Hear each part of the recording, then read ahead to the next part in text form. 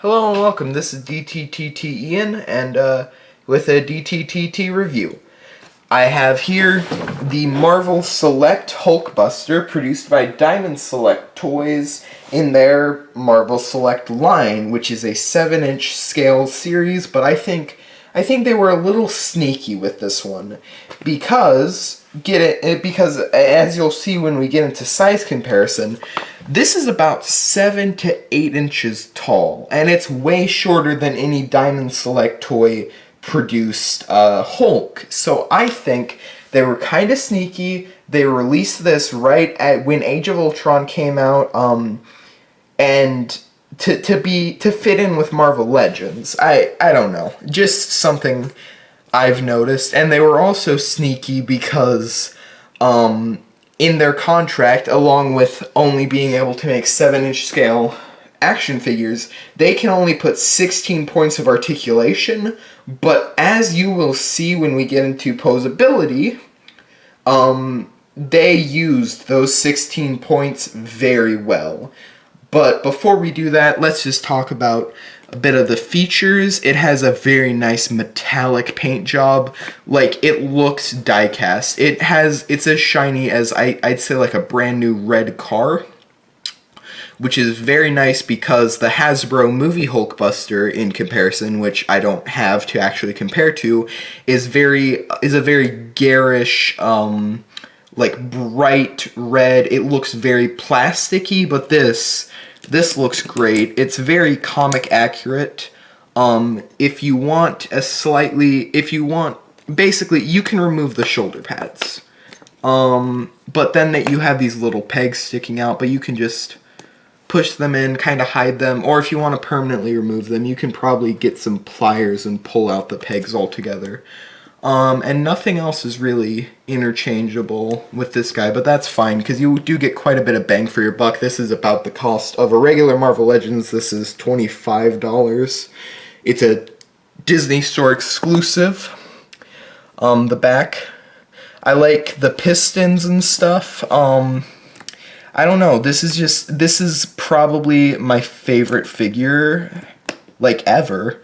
It's very nice. I wish Hasbro would release a classic Hulk to go with it.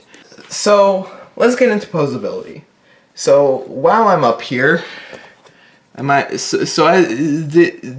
the shoulder pads are double jointed because they move in the peg hole, and then the peg clips into them and moves there, so they have quite a big range of motion. The head it's hard to move, but you kind of have to like get your finger in the gaps of the helmet and pull it. So yeah, arms go up, full rotation at the shoulder, and where the shoulder clips, it goes into the body, and where it goes into the biceps. Hinge, just a single hinge, but it also moves side to side here, and then ball jointed hands. So then here you have diaphragm joint, which gives about this far forward, this far back. Really nothing to write home about, but that's fine. Legs move out this far, forward this far.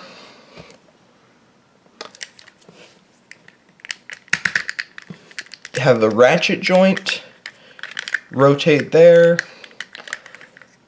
single jointed, foot moves forward, back, and it has ankle pivot. Here it is standing at its widest stance possible with both feet flat on the floor. Some really quick size comparisons. I don't have a Marvel Select or a Hulk to really compare it to, but here is Series 8 Storm, which I'd say is standard Marvel Legends size.